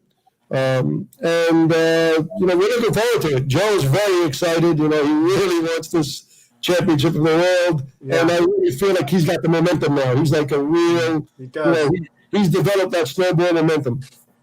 Well, Joe, I want to thank you very much for coming in and joining us today. It's been a pleasure having you on, and hopefully in the future, we'll be in touch. Maybe we'll get a couple of your fighters on. We'll talk to them if you would like something like that. We do have a pretty good sized boxing following, and again, appreciate you coming on, Joe. No, absolutely. Happy to be back on in the future. I'm glad you had me on, and I'll certainly have my fighters all available to you. Thanks, That would Joe. be great. Thank you, Joe. Have a great day. So there you go, the great Joe DeGuardia. Jack, thank you for lining him up. Very exciting guest to have on our show. I always enjoy talking to a lot of different perspectives, especially in promotions and boxing, which is fascinating to me. It really is. So I've known Joe a long time. So I was kidding with him when I said Bob Arum's a better promoter than you, Joe. Just Hey, having a listen. little fun with him. That's Well, all it was. yeah, So well, listen, sorry. Joe They might Joe have was thought I very being a little rude, but I know Joe a long time. Joe was very humble, Around with him, and having a little Joe was fun. very humble. He smiled. He knew you were giving him a little bit of a hard time. Not that I Very, was lying, but you know, he can. You know, but I Jack. He's had the backstage, moment. but he still can hear. So be Joe's a careful, heck Jack. of a promoter. Heck of a promoter. I know he is, and he's a heck of a guy too. Thank you for bringing him on, and hope everybody watching enjoyed having him on. So we haven't had our official timeout yet, Jack. So we're going to go ahead and do that. Get you a chance to get up and stretch your legs, and we'll go ahead and take about a 4-minute break, folks. We'll be back on the other side. We got another great guest coming on. It's Shaun Cerrone, a gym owner out of New York, and it'll be great to have him on. So we'll be back on the other side with another guest for you. So stay tuned right after these. If you served honorably in our nation's armed forces and looking for a way to continue serving your fellow veterans in your community, then join AMVETS. Each year, AMVETS members volunteer millions of hours at VA healthcare facilities from coast to coast, helping to improve the lives of their fellow veterans through the VA Voluntary Services Program. AMVETS posts and departments also participate in a wide variety of community service projects, ranging from Americanism in our schools to supporting the Special Olympics and Boy Scouts of America. If you no longer wear the uniform today, you can still serve through the AMVETS by joining today at amvets.org. When you hear the word asthma, you probably think of shortness of breath, coughing, or inhalers. Lots of things can trigger asthma, but the fact is that asthma doesn't just attack, it can kill. But with proper medical management, asthma is controllable. If you experience shortness of breath, wheezing, tightness in your chest, or persistent nighttime coughing, you may have asthma. See your doctor and get the facts. You'll breathe easier. For more information, call 211 Info Line. A message from the Connecticut Department of Public Health, keeping Connecticut healthy. Hi, Grandma. What's for dinner? Hey, honey, I'm making stew tonight. Ooh, can Nina come over?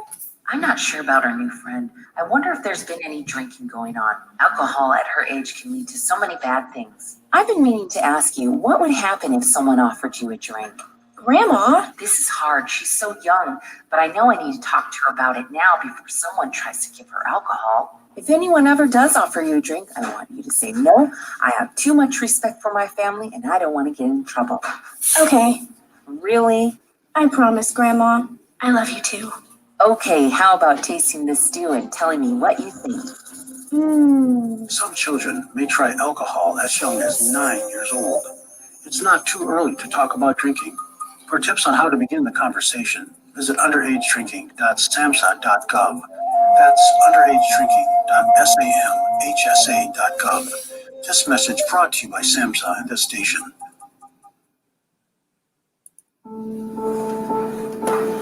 We all make choices. When it comes to alcohol, kids make choices whether to drink or not. Bye, Dad. Bye-bye. Remember, I'm going to Alex's party tonight and sleeping over.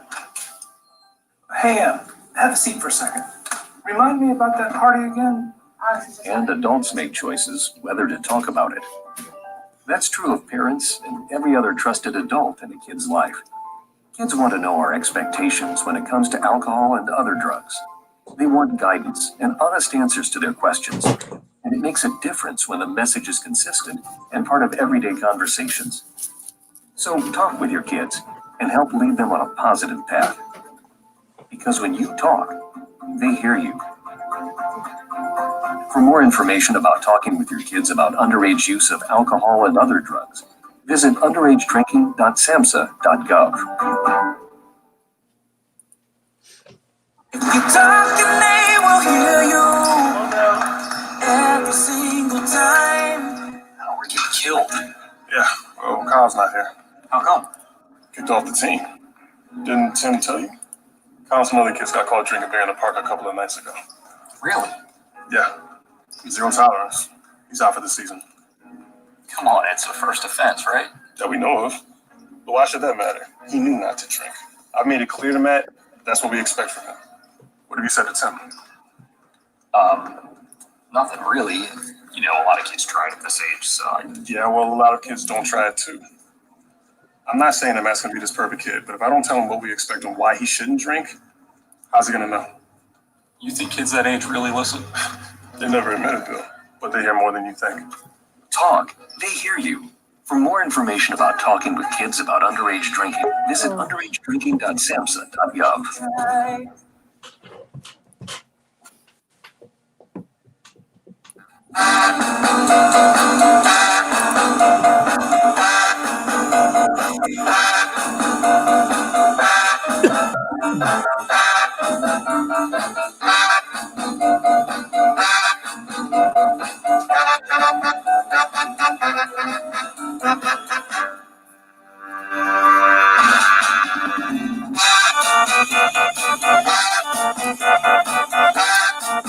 Good morning, everybody, and welcome back to the Mac and Jack Sports Show. We're here Wednesday through Sunday, 8 to 10 a.m. We're here every morning, as I said, at 8 to 10 a.m., giving you the best Northeast local sports from New York, Boston, and Philly. And we're having pretty much a boxing show so far. Today, Jack, we had on the great Iceman, John Scully. We also had on boxing promoter Joe DeGuardia. DeGuardia, from Star Boxing Promotions. Great guests. And I'm going to bring us back up here so that you can see who you're talking to right now, Jack, because right now you were just talking to that great pitcher of Pittsburgh. So here I am. It was a great. Just rather hear our voice. Yes, true. I mean, we would be great for radio, Jack, because we have all that great music and bumpers. And I'm going to do a quick commercial read, and we got Shaun Cerrone waiting backstage. I know we can hear us. We can't hear him, but we're going to bring it on right after this quick commercial read we do for Fanatics Sports Gear. If you want to get the clothing of your favorite teams, jerseys, hats, all gear, we have the place for you, Fanatics. Just go to macandjacksports.com website, Max Insiders, and click on their link, and it brings you right to their store just in time for Christmas. Order your special someone's birthday, or just treat yourself to your favorite team's clothing and gear. That's macandjacksports.com. The website is called Max Sports Insiders. Click on the Fanatics link for all your teams' clothing and gear.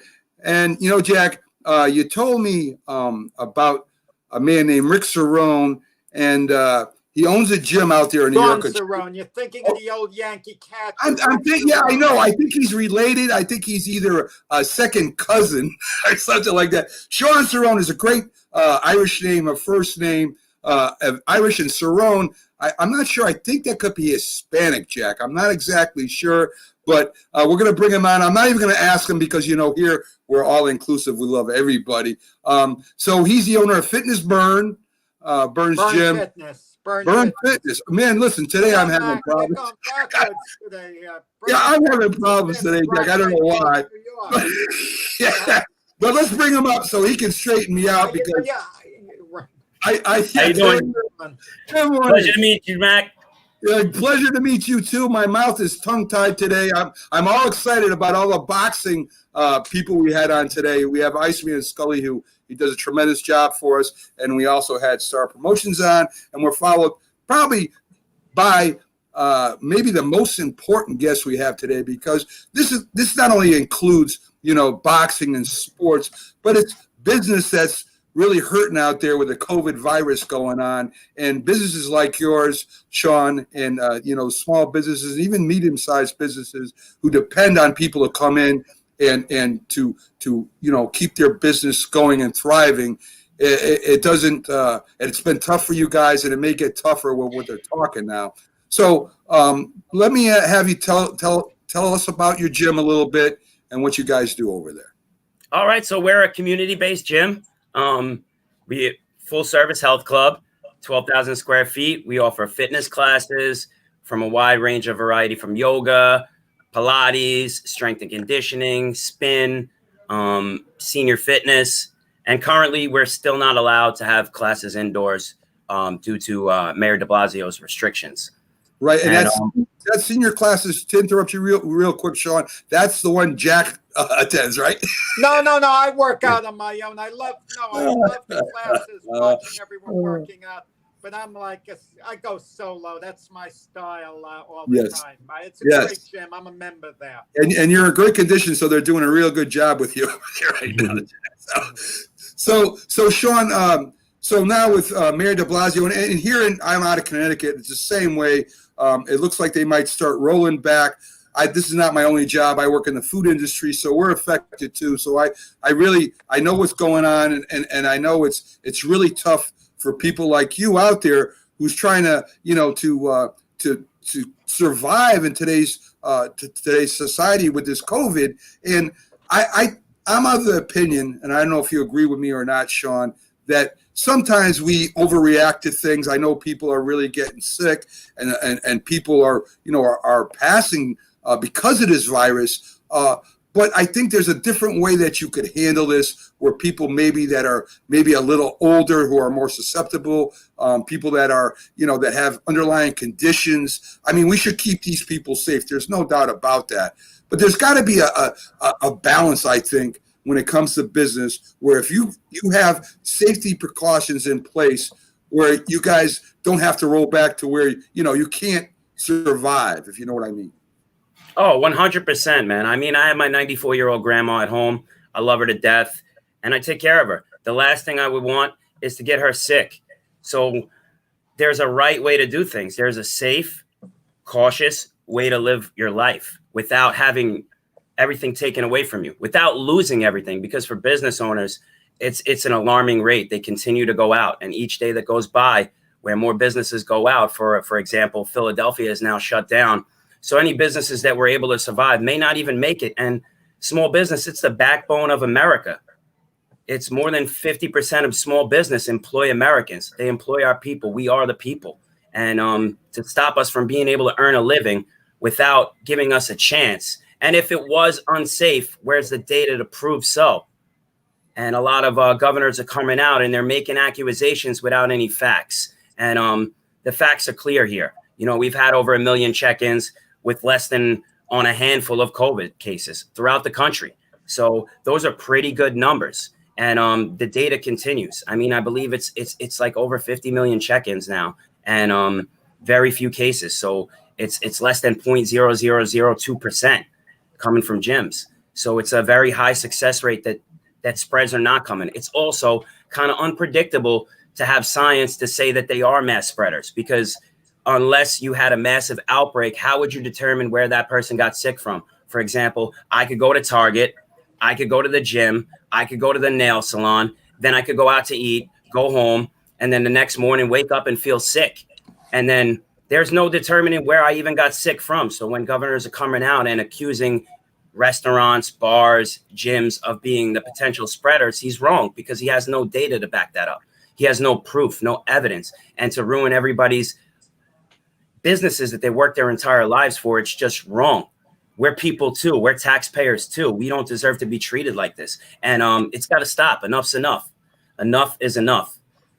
I agree. I'm a member of Shaun's gym, and I could say he's been following all the safety protocols set by the state in the city. The treadmills, the bicycles, the machines are spaced out, so people aren't on top of one another, where they're distance away from one another. And people they've been wearing the masks and observing, all the safety protocols set up. But Shaun had to keep the gym closed for a while when the first wave hit.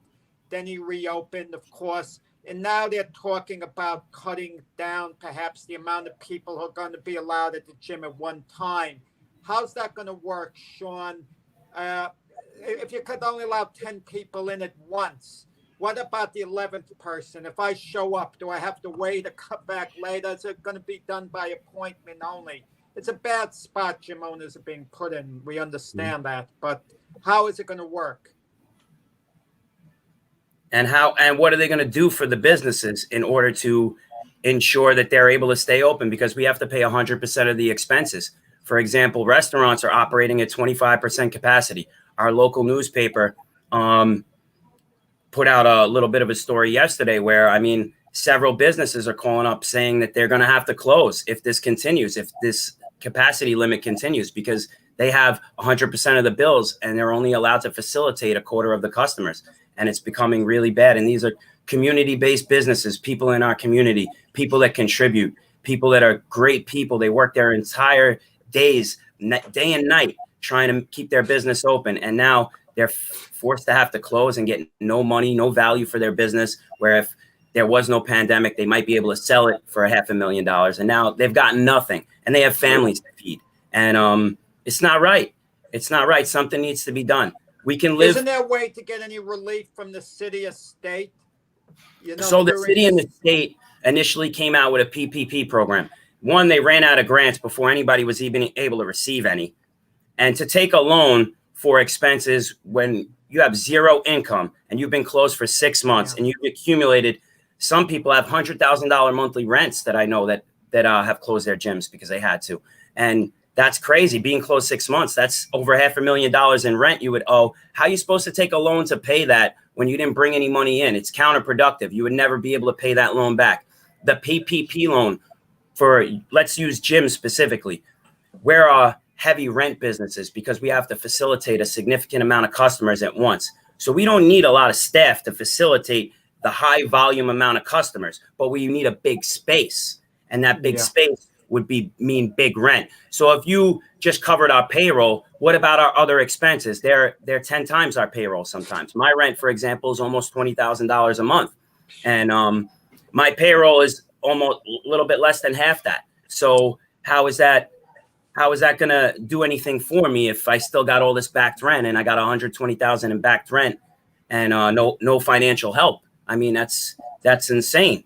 And even if you save for a rainy day, your rainy day can only last how long? Yeah. And down again, like they did in Philadelphia. I mean, most businesses won't survive another shutdown. And it was a great point you brought up too, Shaun, about not being able to sell a business. Who's going to buy a business at this time when everybody's closed down and all of the back money that would be owned, taken over that business? So that's an excellent point. You know, what really ticked me off was when they made these grants available, you saw big companies that had small outlets scoop up all that grant money, and it didn't even get down to the small businesses in a lot of cases where you had major companies using the loopholes to grab all those grants. And I was really upset about that when it happened. You know, Shaun, I think, you know, there's more tests today, and they keep saying the positive tests are going up. And of course they're going up because they have more tests available, testing more people. Yes. So of course you're going to have more positive tests. And also, you know, when you let people out of a closed-in space that are put away for months that haven't gone outside, it only makes sense when they go out, they're going to catch the virus because they haven't been around the virus. So I think that these numbers are misleading to where people think that, you know, they're going to leave their household and people are going to start dying because of this. And I'm not belittling the fact that people can get deathly sick from this. I'm not. It's a shame and it's not right. But if you're going to do this with businesses, you're slowly going to kill people's dreams, people's businesses, and bankrupt them too. So it's like you got one decision to make. Either you go inside and shut down your business, or you ride out what the country, the city, the town, the state decides to do, and you're going to shut down your business anyway. So again, there has to be balance, and we have to keep things in perspective where, of course, there's more positive tests because more people are being tested. That's right. I mean, they shamed us in the beginning. They made us feel so bad. We didn't want to hurt any of our customers, but there's a right way. We can do it safely. And caution and safety is my top priority. For our business here, it's a gym. And we're in business to keep our customers healthy, mentally and physically. So the last thing we want to do is get our customers sick. So we're going to make sure we do above and beyond. And actually here we do above and beyond because we pay. In addition to what the state requires, we actually, one, we have temp checks. The state doesn't require that in addition. And two, we have a safety protocol. And we're basically partnered up with leading experts in the cleaning industry on how to do this correctly. So what we do is we have independent testing done each month, and I pay for that service. And there's a lot. I'm part of a coalition. I'm part of the New York Fitness Coalition, which is part of the team of gyms in New York that are suing New York to open us up. fully, because obviously if you own a group fitness gym right now in New York City, you're not allowed to open. And even if you own a health club, you're only allowed to open at 33% capacity, 1/3 of your members at any given time. So it's hard to pay 100% of the bills when you're only allowed to facilitate 1/3 of the customers. And we're doing our best here, but also those safety protocols, independently test 10 random surfaces throughout the club each month, have them sent to a lab and have them graded. And you would receive a grade, an A, B, C, or F. And we've received an A the past 2 months, which goes to show us that we are keeping the facility clean, but it also can give us areas that we might need to address if they are concerned. So we know what we can do to make things better. And it's not just COVID-19. There are plenty of other bacteria and viruses that live on surfaces. And we want to make sure our customers are safe and keep themselves healthy, but also have the proper hygiene in addition. And if we're able to do it safe now, why do we have to close again? Why do you have to ruin businesses? Yeah. What's the reason? Yeah. What's the rationale? And where's the data? If you think it's dangerous, prove it to us. Show us. Why must we close? If you think gyms are a problem, where's the proof? Show us the proof. If you can show us the proof, maybe we'll listen. But lately, it's just been a lot of hypothetical guesses, thinking and saying things that aren't true. And the hypocrisy has got to stop at the leadership at the top. It's not right. Well, you know, it's ironic. There are a lot of people who use your gym as their sole means of physical fitness, which is great, you know, with treadmills, you know, and all the different machines and all the different equipment you have. They certainly don't need anything above your gym, you know, to keep in shape. But you have someone forced to keep away from the gym for a full year, let's say, because of fear. It's like a catch-22. What are they doing for their health? They're falling out of shape, you know, by not working out and so on. It's what do you do in a case? And I haven't seen this at all. What I've observed is all the safety protocols being enforced by you. There's a temperature check as soon as you come in. I'm noticing constantly your staff cleaning down, you know, the machines, the surfaces, and so on. And you couldn't do a better job as far as enforcing things. But what do you do if you have a situation of someone who just doesn't want to wear their mask, or they're keeping their mask, you know, just over their mouth? We constantly go around. Now, if they're keeping it, if it's not over your nose, you could expel droplets. So I'll give them one of these, give them one of these. Yeah. I know it's a little hard. At first we were a little bit more diligent in enforcing it. And then we realized they do come down a little. And we do have people keeping their distance. We have MERV 13 filters in all of our units, the filtration system in place. We constantly spray, fog, and do whatever it takes to keep things. But if somebody was adamant about not wanting to wear the mask, then they have to go for a little bit. Then they need to work out outside. And I understand the risk exercising. Yeah, we are enforcing it. I'm a member, and I wouldn't go to the gym if I didn't feel it was strictly enforced. Because I take it. I'm a little more hyper than Mac is about this, but yet I go to the gym on a regular basis because I notice all the safety protocols have been enforced and kept in place. But I'm concerned if we have the second wave, are you going to be able to stay in business still? Well, we'll be open no matter what. It will be a little bit of a battle legally if they do shut us, because obviously if you stay open, they're going to try to do whatever it takes to close you down. But it's time for some of us to stand up, and I am encouraging other business owners to do the same, and we will support each other in the process, whether it's through Instagram, posting to let people know that they're open. If it's a local restaurant, go support them. They're open, go in, and vice versa. We can all help each other. We're in this together. We are Americans. We're all in the same battle together. Mostly everybody will agree that they don't want to get anyone sick, that they want to do this right. You know, most people go into the store, they wear a mask, even if they don't believe in it, because they don't want to hurt anyone else. And, you know, even if we have some restrictions, for example, I have lung disease, I wear that mask all day long. I could get away with wearing a face shield, but I don't want to risk anyone's health. I'll risk my own before I risk others. There you go, Shaun. And one more question before we let you go, Shaun. You see the other sports programs, for instance, football. Some stadiums are letting people in at certain capacities. You have players on the sidelines, and when they're talking to each other on the field, they're not wearing masks, but yet the refs and the coaches are. It just seems to me that certain sports and certain organizations kind of get a little bit of a more of a pass than the small business does. And again, that ticks me off where, you got 53 people on the sideline together. For the most part, they're not wearing their masks, and who knows what they were doing before they came to the game, who they were around. And yet they're going to find a coach for not wearing his mask. I think is hilarious. But again, it seems that certain organizations or sports get a little bit of a break where the small businesses like gyms and small sporting industry does not. And do you see that too? Do you agree with that? I definitely agree with that. I mean, you see, our governor sends out enforcement for masks constantly for small businesses, constantly. And you know what? We're all in this together. The last thing you should be doing is going around, and I understand enforcing, but fining consistently businesses that are already going to go out. You need to find a better way to try to help them follow the rules. And it's not up to us to figure that out. It's up to the leaders that enforce the rules.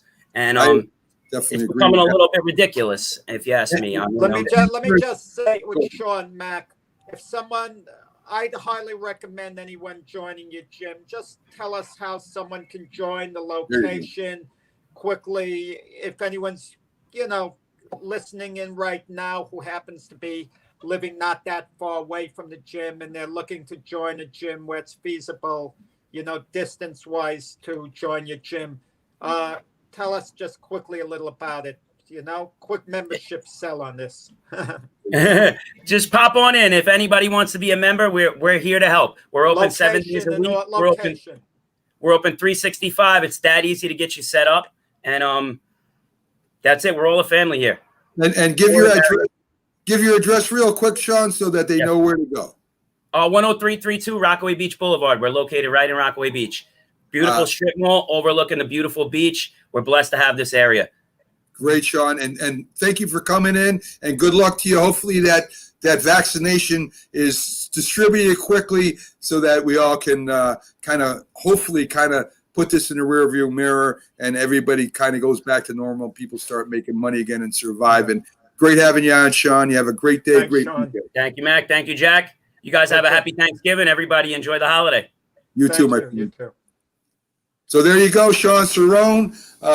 Again, and upset with a reason, Jack. I mean, you can't only ask businesses to close so many times and expect them to stay in business. And these people put their heart and souls into this business. My dad owned a small restaurant. I know how it is and how tough it is to run and to support. And when you're supporting families and yourself off of these businesses, it's a 7-day-a-week, 24-hour-a-day job. People don't realize a lot how, that don't own businesses, how much of a work it is, how much time it takes to build and grow.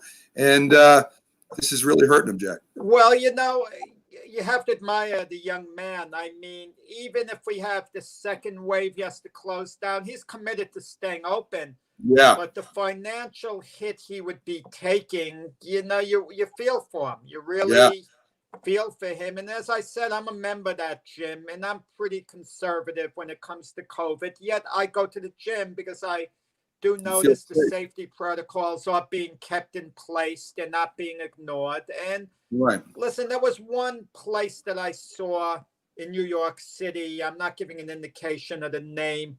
I just happened to pass by a bar, and there were young people not wearing masks and all. Right. And I was kind of outraged by that because the place was packed. But that's not the case, in this gym here, Burn Fitness.